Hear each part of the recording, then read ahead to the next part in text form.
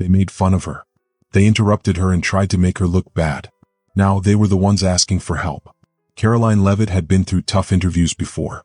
She knew what it was like to be challenged, especially by people who didn't agree with her. But this time things were different. It wasn't just a normal disagreement or argument. This was an attack. She had been invited to the talk show to talk about policies, the rules and plans for the country. That's what they said. But as soon as she sat down, she could tell something was wrong. The energy in the room felt strange. It wasn't the usual talk between people with different opinions. It felt like they were trying to trick her. The first few questions were normal, but then one of the hosts said something that wasn't normal at all. They leaned forward and said, "Let's be honest, Karoline. You're not here because you're qualified. You're here because you're loyal. That's the only reason you got the job, right?" The audience gasped. Some people laughed quietly. But Karoline stayed calm. She didn't let her face show that she was upset. Inside she felt different. This wasn't an interview. It was like they were trying to hurt her on purpose. She took a deep breath and said, "I'm here because I worked hard to get here. If you don't believe that, let's talk about the policies, not about personal attacks." But they didn't want to talk about policies. They wanted to make her look bad. Another host gave her a mean smile and said, "Did you earn your job or was it just given to you? Looks like loyalty is all that matters these days." The audience clapped like they agreed. Karoline realized what was happening. This wasn't about talking things out. It was about embarrassing her. They wanted to make her look stupid no matter what she said. They kept cutting her off, laughing at her, and asking unfair questions. They didn't care about having a real conversation. They wanted to control her. Then, just as the interview was almost over, one of the hosts said something really mean. "Women like you are making things worse. You're just a pawn and deep down you know it." For a moment, the room was silent. Even the audience didn't know how to react. Karoline's jaw tightened, not because she was angry, but because she understood something. They weren't saying these things because they really believed them. They were saying them because they were scared. Karoline smiled slowly and said, "If standing up for what I believe in makes me a pawn, then I guess I'm a pawn. But at least I'm not a puppet." The show ended and the cameras turned off. They thought they had won, but they didn't expect what happened next. The video of the interview spread all over the internet. It was on Twitter, YouTube, and every conservative news website. At first, the network tried to hide what had happened. They cut the video to make it look like a normal debate, but people weren't fooled. The full video was out and it showed the truth. People weren't just mad, they were really angry. They started using hashtags like #StandWithCaroline and #CancelTheShow. Some politicians even spoke up, and even some people who didn't agree with Karoline said the hosts had gone too far. Then something big happened. The companies that sponsored the show started getting messages. People asked why these companies were supporting a show that treated women badly just because they didn't agree with the hosts. Some companies tried to ignore it, but one big sponsor pulled out. They said they didn't want to be part of something that caused fights and hurt people. This started a chain reaction. Other companies pulled out too. The network got nervous. They had to make quick decisions to try to fix the situation. But it was too late. The damage was already done. The hosts of the show didn't say anything at first. But later they made a weak statement saying that the show was just about having different opinions. But it was obvious to everyone that it wasn't just about opinions anymore. Karoline didn't say anything at first. She didn't need to. People were already talking about the show and how unfair it was. There were rumors that Karoline might sue the network for what had happened to her. She might even take them to court for hurting her reputation. The network wasn't used to things like this. They had dealt with problems before, but this was something much bigger. Karoline sat in a small, dark office in Washington, D.C. with her lawyers. There were lots of papers on the table. Some of them were still warm because they had just printed them. Her lawyer, a strong woman who knew a lot about law, said, "We have a strong case for defamation. They tried to destroy your reputation. But we can also argue that they harmed your career. This wasn't just criticism. They planned to make you look bad." Karoline listened carefully. She wasn't someone who liked to fight in court, but this time felt different. This wasn't just about her feelings. This was about making sure something like this didn't happen again. As they looked deeper, they found even more proof that the show had been planning to attack her. There were emails and messages from the show's producers. One message said, "Make sure she stumbles. Cut her off if she gets too comfortable." That wasn't journalism. That was a trap. The next day, the news broke. Karoline was officially suing the network. The network quickly responded, saying the lawsuit was pointless and just a political stunt. But it was too late. The damage was already spreading. It wasn't just about Karoline anymore. People started talking about how the media treated certain voices, especially conservative voices, badly. More companies stopped sponsoring the show. The show's ratings went down. Viewers from both sides of the political world started asking, if they had nothing to hide, why are they so scared? Then something surprising happened. A former worker from the show came forward.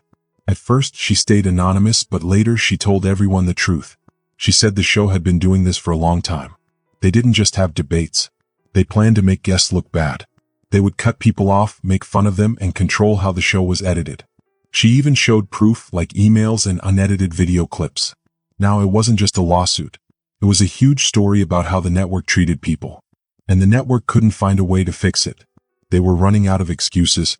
Inside the network's headquarters, things were falling apart. The air in the room felt so heavy like it was hard to breathe. People in charge were yelling orders, and lawyers were sitting at tables talking seriously. People who worked with the show to handle public relations were rushing to write a statement to fix things. They had dealt with problems before, but this was way worse than just some bad news. This was a big, huge problem.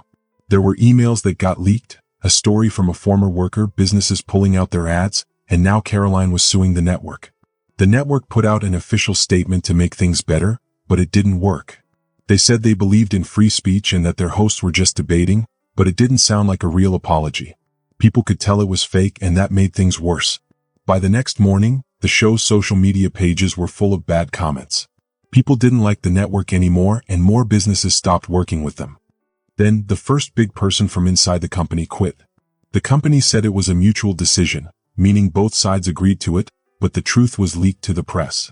It turned out the network was trying to hide the truth, but it was already too late. Karoline's lawsuit was growing stronger. She wanted to see the network's secret documents to find more proof of their wrongdoings. And what she found was even worse than anyone expected. There were even more emails and notes that showed the network wasn't just sharing the news. They were changing it on purpose. Then a second former worker came forward. This person didn't just talk about the talk show, but about the whole network. They said the unfair treatment wasn't just one problem, that certain guests were treated badly on purpose.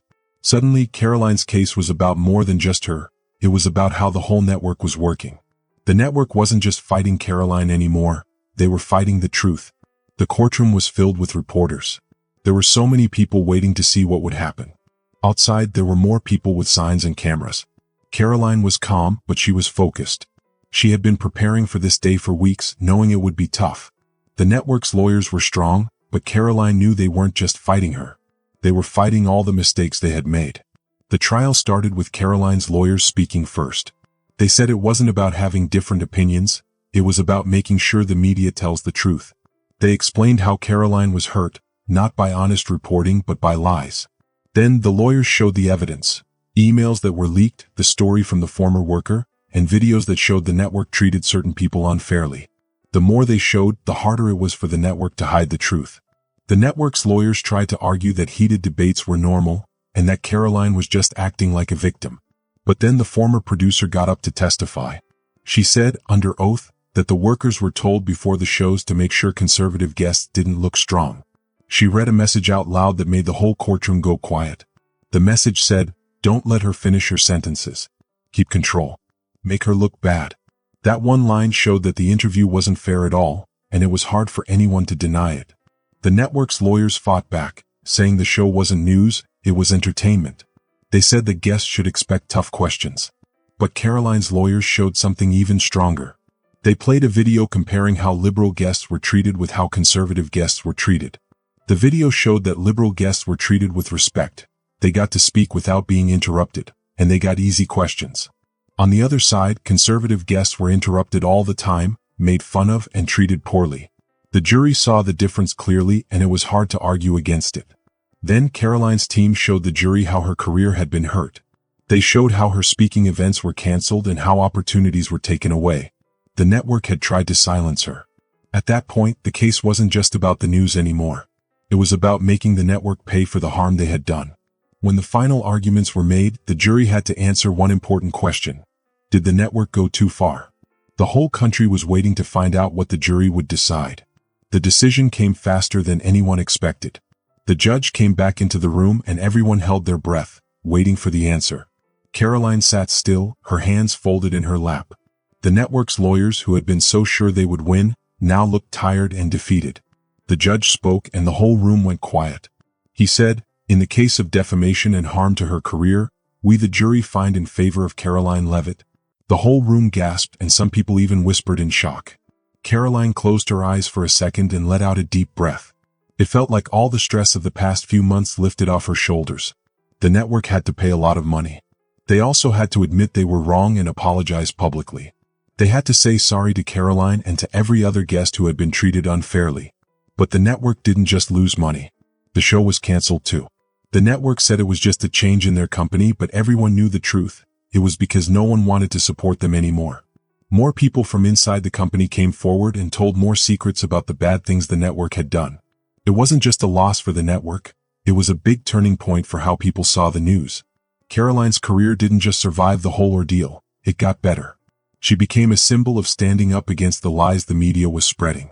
She got book deals, speaking jobs, and her platform became even stronger.